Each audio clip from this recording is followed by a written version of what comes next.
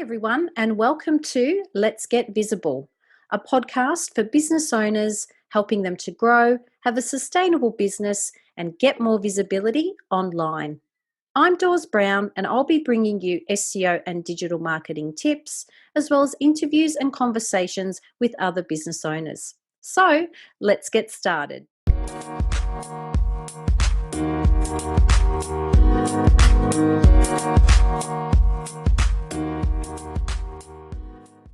Emily Harris is the founder of Physicians Choice Marketing Group, which is based in Dallas, Texas. She's the author of a best-selling book titled The Marketing Lab, a business growth consultant, marketing mentor, and corporate speaker. She works with business owners and corporate professionals to help companies become more profitable. She's on a mission to develop a thriving community of company leaders who are driving change to make a positive impact in their business and communities. So let's welcome Emily to the Let's Get Visible podcast. Hey, Emily. Hello, thank you so much for having me. I'm so excited to just get to sit down and speak with you today and talk all things marketing, SEO, and all sorts of different strategies. So thank you for having me. Amazing. Thank you for joining me. And as I mentioned in your intro, you're joining from Dallas, Texas. It's amazing what we can do with technology, and it's just so funny because it seems like it's not that far, even though in reality, of course it is, we're hours away, but I love that we're able to connect. So thanks for having me. But the very first thing that I wanted to ask and to share with our listeners, I know a little bit about this, but I'd love you to share how your business started, and was it from a passion project or something that you had planned? Well, both. So, in my formal background, I've been in healthcare marketing for more than a decade at this time. And through that experience, I was able to open a marketing firm helping physicians brand and grow and just scale their practice. Yep. So, through that, a couple years ago, I was actually reached out to by some of the professors at the college I attended in California. And they asked me, they said, "Hey, Emily, would you be willing to present to some of our students that were in the school of business that I went through?" Of course, 10 years ago Yes. now, a decade ago. And really it was like they were just looking for students that can kind of share their story, what their career path was after they attended the school, graduated, what it was like finding a job, landing a role, or starting their own business. Yes. So I loved that opportunity just to really go back and nurture and kind of mentor some of the students where I was back then. So I had that opportunity to speak to them. I've actually been able to present quite a few times and still do to a lot of the students at that school. And from there, I had several students reach out saying, "Hey, Emily, like, how can we learn from you? Or can we do an internship or some sort of a mentorship?"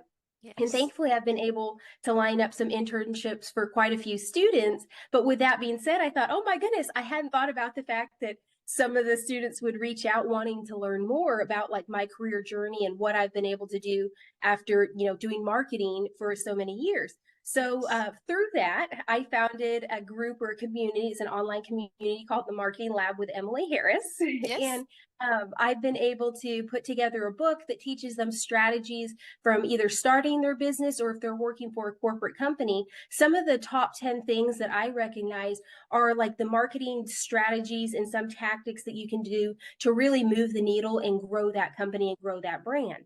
Yes. So that book is called The Marketing Lab. And through that, I offer just mentorship. And a lot of times students will message me just one-on-one with questions, or they'll say, "Hey, I'm working on this project." I help them from time to time with projects, or some of them that say they're in like a business world through an internship or something like that. It's kind of like a part-time job or something. I'll help them with their real life projects that they're working on.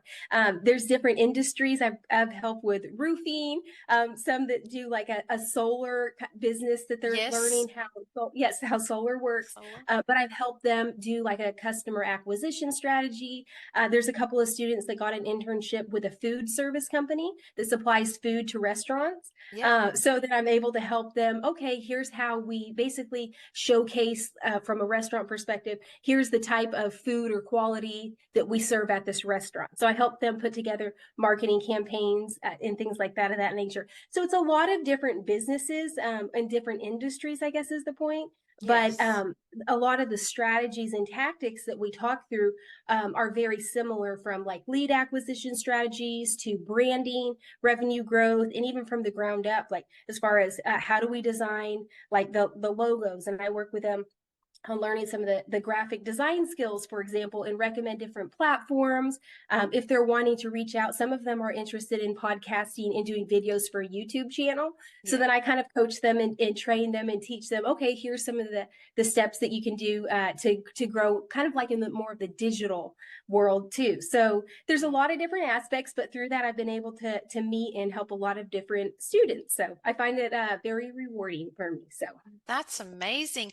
And the Physicians Choice Marketing Group, can you tell us a little bit of, more about that yes. and what you do in that?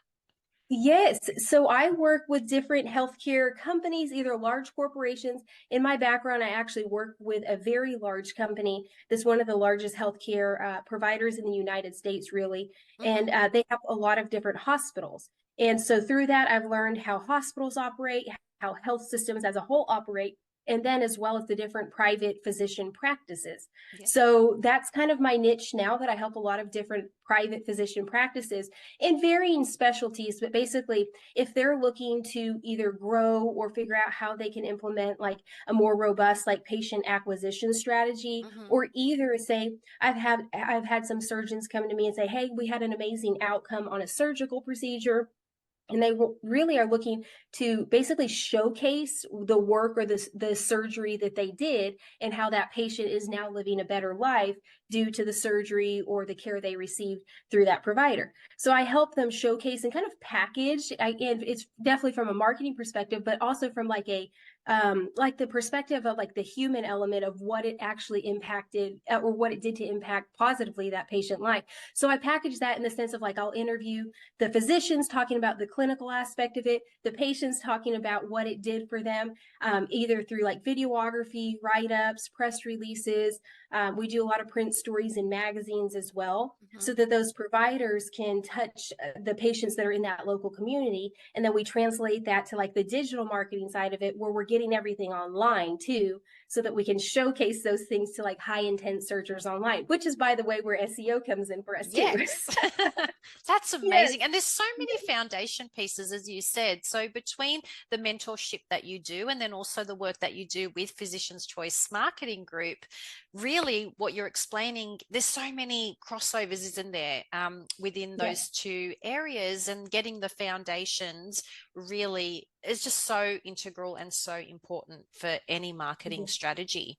Which is awesome. And so you sound super busy. So what does a day in the life of Emily Harris look like right now? Well, you're going to laugh, but I'm a big proponent of just scheduling everything and Yes. having it on the calendar. My husband can laugh because it's one of those things I remember early on where he thinks, oh, let's just go on a date. And I'm looking like, is this schedule on the calendar?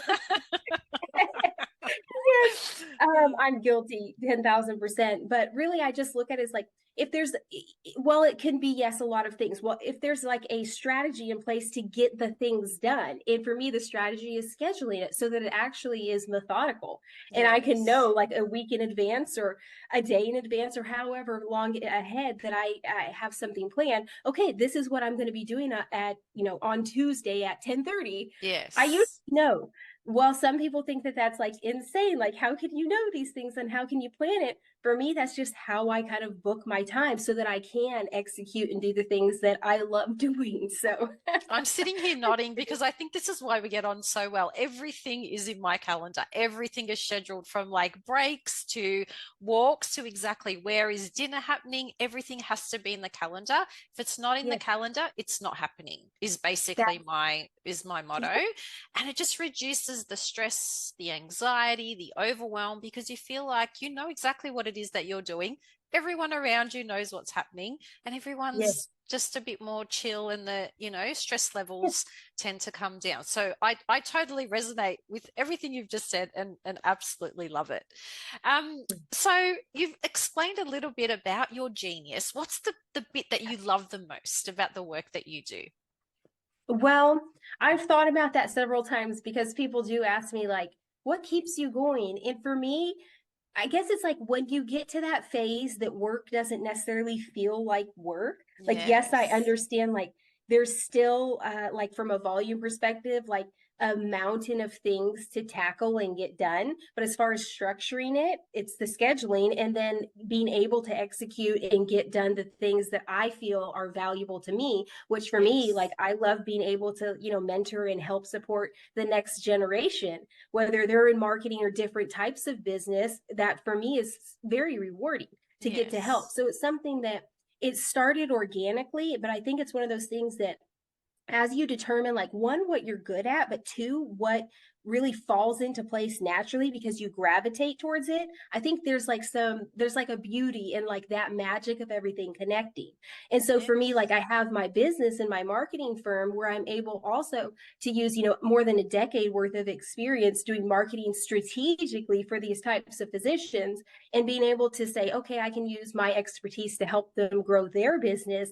That's rewarding Yes. for me too, in the sense that I'm like, wow, all these years that I went to school and all the things that I did to lay that solid foundation are benefiting so many people. So I look at like Yes. one thing that it's like rewarding for me, but I look at it like an impact perspective that I'm able to help them so much, and therefore they're impacting patient lives. So that to me is like full circle, I guess you can say. So Yeah. while yes, it's a lot of things, it's like it's when you like it or enjoy it or love it, it's you find a way to do it. I guess it's not necessarily super overwhelming. So I feel like I've started to find like that happy balance.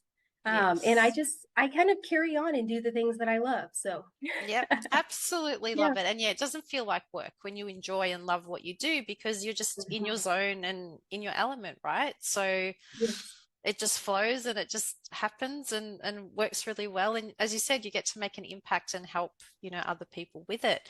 And so with that, what would you say has been the most impactful way to get your messaging and your business visible and out there? Because of course it is the Let's Get Visible podcast. So yeah, I'd love to touch on different ways that you've been able to really elevate your visibility, whether that's online or offline, and just some of the things that you've been able to do with that. Yes.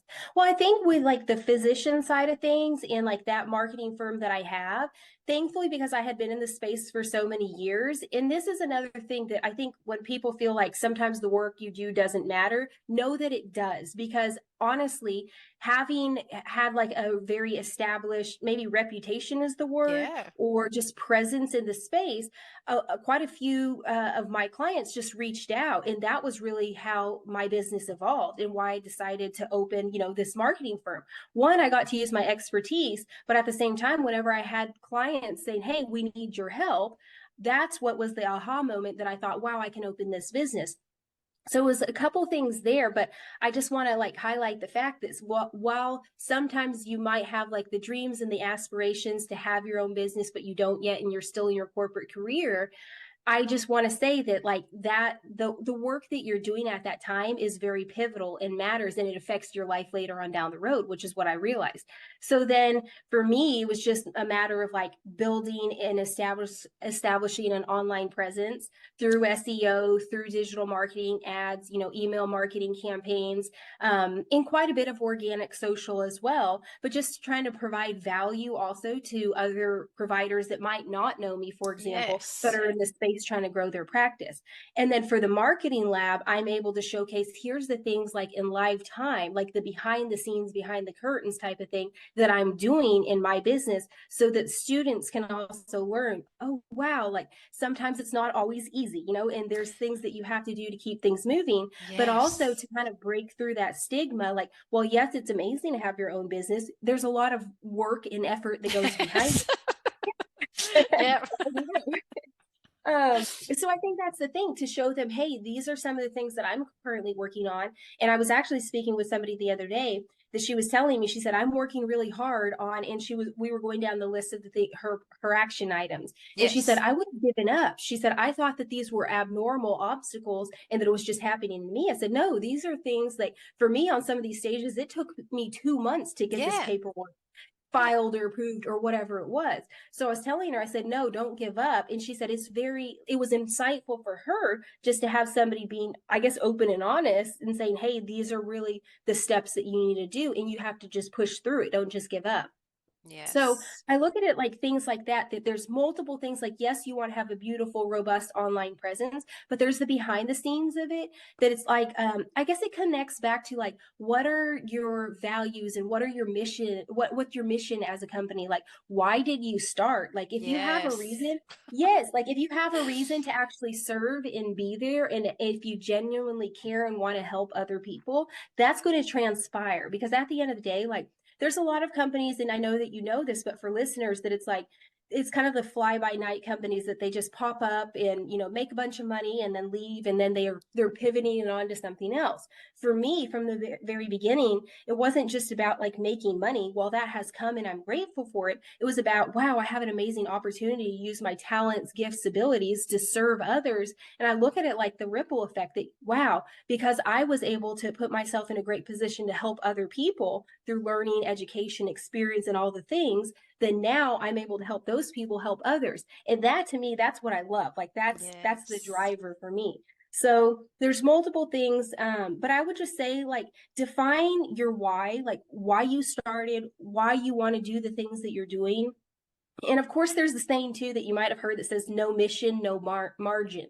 In the Mm. sense that if you don't have a mission or the why behind your business, then it is going to eventually fall apart because there's Yep. not that glue, and it's like the heart and soul behind your business and your company. And so that was one thing for me. I think it really like organically started there, that I had like this, wow, I love to help, and like I have to help. Like I felt like it was a disservice in that sense to not use my skill set and abilities. So then from there, and I'm still growing it out, but it was about getting an online presence established to say, hey, here's the things that I'm doing, and here's who I serve, and here's who I can help.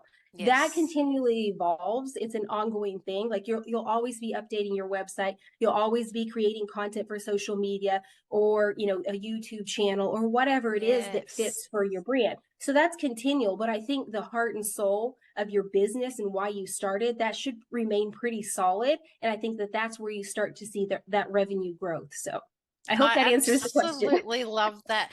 And one thing I found, so when I started my business nearly 7 years ago, I was really, really clear on exactly what my why was, who it is I wanted to serve, and how it is I wanted to serve. And I think what happens over time is that we all go through it, that imposter syndrome. We all go through, looking at everyone else growing and building. And as you said, sort of like fly by night, I think is the term. They'll pop up and make heaps of money, have great success, but then they disappear and pivot into Mm-hmm. something else. And I realized probably at the 5 year point for me that I circled back to my original purpose and my original why. Like, even though with time, obviously things evolved, we had a pandemic that we were dealing with, we were pivoting and doing different things, particularly online with our businesses. But what I also found was sometimes you tend to get caught in the shiny object syndrome as well. The shiny things Mm-hmm. that you're like, oh, I need to be doing this thing and that thing. And sometimes that moves you away from your purpose and your initial why and that mission. So I think it's really good, as you highlighted, to always have that top of mind and to revisit that on a regular basis so you can make sure that you're always steering in that direction. Because I do feel, as happened with me, that you tend to go a little bit off track when you start looking around and start looking for those shiny objects. Because in marketing, there's always new things, right, that's popping up. The Mm-hmm. latest thing obviously is AI, in our industry. And so I think we just have to be really mindful that, yeah, sometimes we can, go off track. But Mm-hmm. having that purpose and having that why is so, yeah, pivotal in really sticking to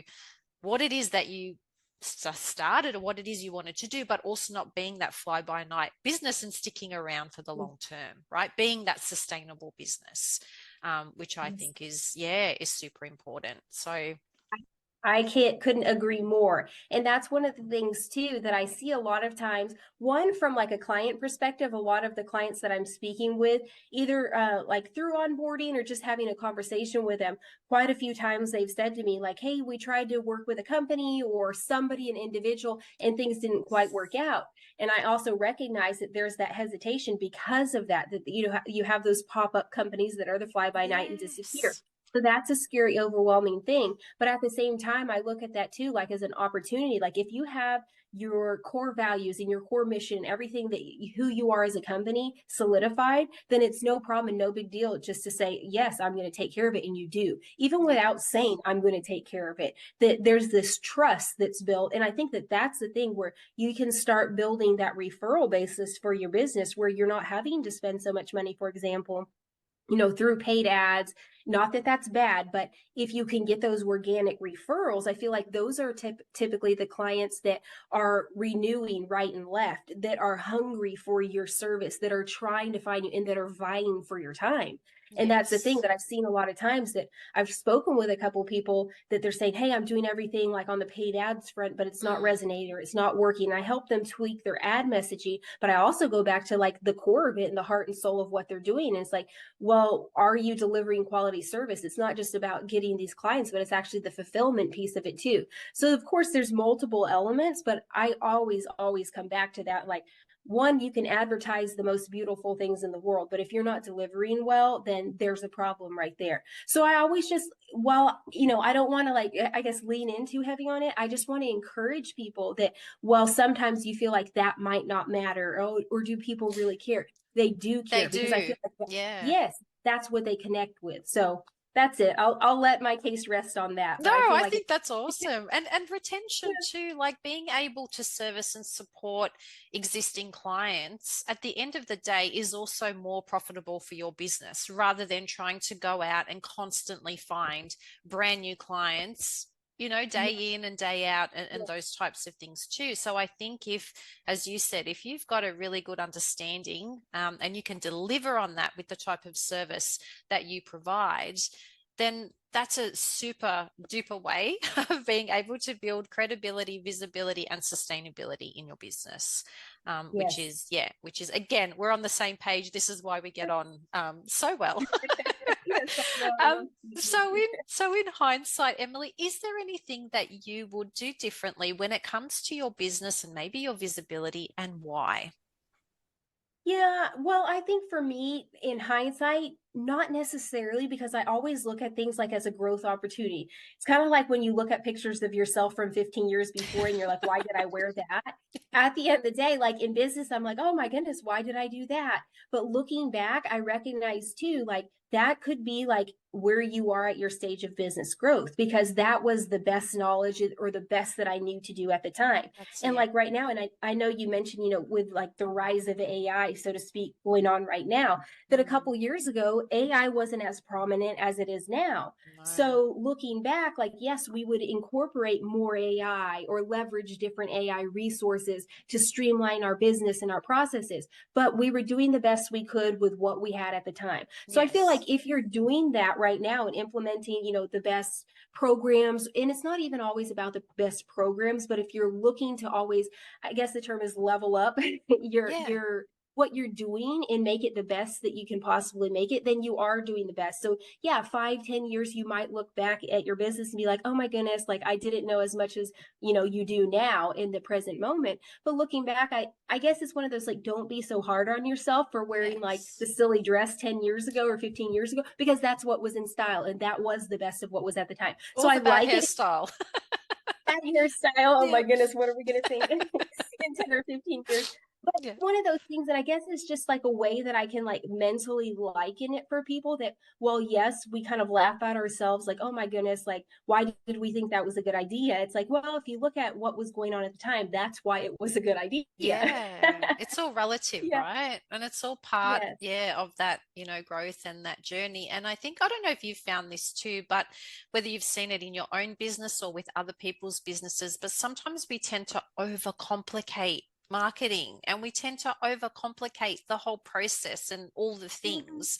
And when you start, you're starting really from that very beginning, all the foundation work that you're doing, and it's quite simplified. But then it tends to take on its own life and becomes its own kind of little monster. Any experiences or things that you can share about, that particular area, and really the fact that simple works? Yes, and that is one of the things too that I have found in my own business, that there's of course all sorts of different platforms, especially with the AI, the rise of AI right now, that are continually coming out. And that's one thing that I'm always looking at, like, what are the new softwares or what's out on the market? Because one, I want to implement the best things for my clients, but two, I want to of course implement the best things for my own business. And so I recognize that there are times that one is like, I'm very interested in learning about it type of nature. And so I can at least be competent and aware of what's going on. But on the other side of it, sometimes I think like we trick ourselves into thinking like, oh, I have to have that or implement this new thing in order for my company to grow. When really, when you kind of take a step back and you look at your systems and your processes, and I'm just going to use an example of, say, from like your branding to your lead acquisition to your onboarding to fulfillment. And let's just use those raw steps right there as examples. I think that there's ways in every single one of those steps that you can add certain things. You can add certain softwares and automations. But then what happens, and I've seen this in several of my clients' different accounts as I'm looking at like their technologies and what they're using and how things are integrated, I recognize I'm thinking, oh my goodness, they're paying for 3 different softwares that do the same thing. The same thing. And then, yes. Yeah. And so when I'm seeing this, when I'm doing like a technology audit, so to speak, especially like through like the onboarding and getting into their business phase of it and seeing what they're doing so that I can optimize things, I've recognized that in quite a few companies that there's different technologies. They're great, they're amazing, they're beautiful, but at the same time, nobody knows how they work, and they're not speaking to each other, so to speak. So that's one of the things that I recognize after seeing that so many times. I'm thinking, am I doing this in my own company? And so I do take a step back at least quarterly and really assess, like, how are these things working for us? Whether it's, and I'm just going to throw a couple out there, but email marketing or social automation or anything like that, content creation. Right now I'm helping a client with AI content creation. And that's one of the things, while it does help my own business, I also look at their other teams and their other departments are not like on the same page, so to speak, as what we're doing for this certain branch of the company. So it's like you can look for different ways to optimize and streamline, but at the same time, it's like, don't add too many layers of just things because they're great and amazing, because really it's like it can bog you down.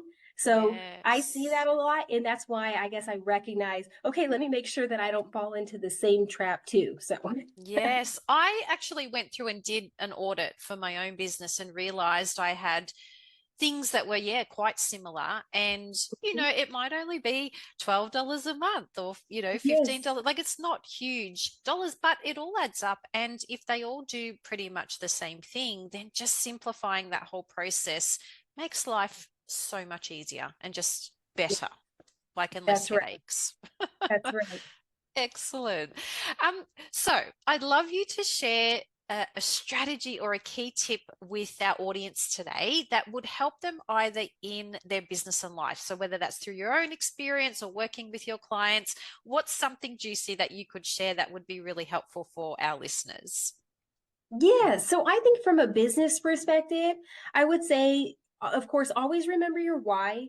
The why you started and what drives you and what keeps you moving. There's quite a few people that I know that I've spoken with that are, colleagues and business owners that are friends of mine, but they kind of fall out of love with the business that they started because of the fact that it's like, you know what, they started it, they kind of reached the goals that they wanted to, it plateaued, or they just lost interest. So I think that that's one of the things that if you're not continually, and I say at least quarterly, but evaluating where things are either in the growth or even in your personal life, because it's one of those things that you can make all the money in the world, but you're miserable in your personal life. So assess those things because that affects yourself, your health and well-being personally, as well as your family, your friend relationships, and it permeates out. So I think that it's a dual-sided thing. Like, one, make sure that you're in a business, that you've created a business that you love. and that it's like I was saying, that it's not hard. Like, yes, well, there's from a volume perspective, always going to be the work. Make it manageable. And the way I do it is through scheduling things, but also make sure that you're scheduling that time to rest and find the thing that like nurtures you. And that, even though it might sound silly to some, like, how is this a business growth initiative?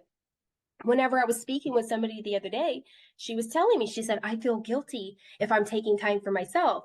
And I told her, I said, honestly, that's probably one of the best times that you can do to like isolate yourself, or just spend time in nature on a walk, to kind of turn off all the digital things. We work in digital Yes. all day long. We're at our computers and our screens so many hours of the day. I said, that's actually the time of day and like the time of your life where your mind is more creative and you can get some of the best ideas that you've ever had that can turn into like that next level business growth. So if you're not scheduling and making that time intentional, then you're actually kind of changing yourself on the potential that your mind has to grow and increase your business as a whole. So I guess like, agree more. I Love guess it. that, no, that's, I didn't want to cut you off, but that's really it, that I feel like finding that balance of doing the work and doing the business and being in the weeds, but also finding that time like for yourself, because it Yes. ultimately does recharge your business. So Absolutely. And I remember a coach telling me and asking me, Dawes, do you schedule your walks in? Because she knows that I love my Google Calendar, right? And she's like, so do you schedule your walks in during the day? And I said, oh no, that's a personal time. Like that's a time when yes. I'm not working on the business. And she said, but how many thoughts and downloads do you actually get when you're in nature, when you're walking, when you're not connected in front of a screen, as you just shared? Mhm. Like, and you actually get business ideas and things, download and come through, that it is actually business time. It is something that you should be scheduling into your day as a business strategy, as something that you do for your business, and to reduce and remove the guilt around that, because we're thinking, oh, well, we're not physically at a computer, we're not typing, we're not doing those types of things, that it's not business related. But in fact, that's, as you said, when you get your best thoughts, when you get your best ideas, when you're removed from all the noise and all the scrolling and all the things, is that's when you get inspiration, you get the downloads, and you get those thoughts and ideas. So I just thought that was a really cool way of being able to integrate that types of things during your day. So then you're not feeling guilty that, oh, if I go for a walk now, it impacts my family time or it impacts Mhm. business time. That it's part of, as you said, the schedule, you're popping it in there, Yes. and make it part of your business and part of your day. So I absolutely love that. So much gold shared on this podcast today. Thank you so much, Emily. Now, if people want to connect with you, you also have the Marketing Lab Facebook group. So did you want to tell us a little bit about that and who that helps and how we can be part of that? Yes, I would love for you to come find the Facebook group, which is called the Marketing Lab. I believe it says the Marketing Lab or the Marketing Lab with Emily Harris, something like that. I'll need to double check, but you can't miss it if you search that. And it's just a place where you can learn different business tips as far as how to start your business if you're looking to maybe like leave your corporate role and start a career that's your own brand in your own business. I've helped several people through that. And then, of course, I just put in different tips, and some of the group members also provide insight. And it's just like a collaborative space where you can learn, you can figure out, okay, this is the good next step. And honestly, I have quite a few people that reach out to me that say, hey, Emily, I'm not sure really like what I'm supposed to do, but I really, really like love cooking or whatever it is. And there's a way that you can do a business, whether it's, an online show or even writing a book or doing a training. There's multiple aspects or outlets, I guess you can say, where you can actually develop and, grow your business. So it's like, if there's people that are like looking for that next step and they don't really know what to do, I love that. I thrive on that. I find it fun. So yeah, feel free to reach out. And of course, there's a bunch of other group members that have a lot of different backgrounds in different industries. So you might find somebody that does exactly the thing that you're wanting to do, and you can connect with them and just learn from them and also see kind of what their journey's been like, because they're going to have a different perspective than I do because of my background might be slightly different. We might use some of the same like tactics and strategies to grow our brand, but they might Yes. know about something that I don't. So feel free to reach out, and I would love love to meet you and collaborate with you. So amazing. And I will be dropping the link to that as well in our show notes. So feel free to jump on and click on and join us in there. I'm part of the group as well. And one of the things I absolutely love about you, Emily, being in the marketing space is that you are all about collaboration and just working with other people in the industry. And I find that to be quite rare, to be honest, because I find that, it can be quite a competitive space and not always as welcoming, but you are just always with open arms, as you said, welcoming others who may have a different perspective, from yourself. And such a lovely group of people, and where everyone can connect and share. And that's what it should be all about, right? That's why we're here today as well. So absolutely love it. Thanks for giving this show a listen, and don't forget to leave your feedback and rating. If you want to learn more about me or my services, please jump on over to letsgetvisible.com.au, where you'll find show notes and links to my social media profiles so you can connect there as well. Okay, well, that's a wrap for another episode. So I'll join you next time on the Let's Get Visible podcast.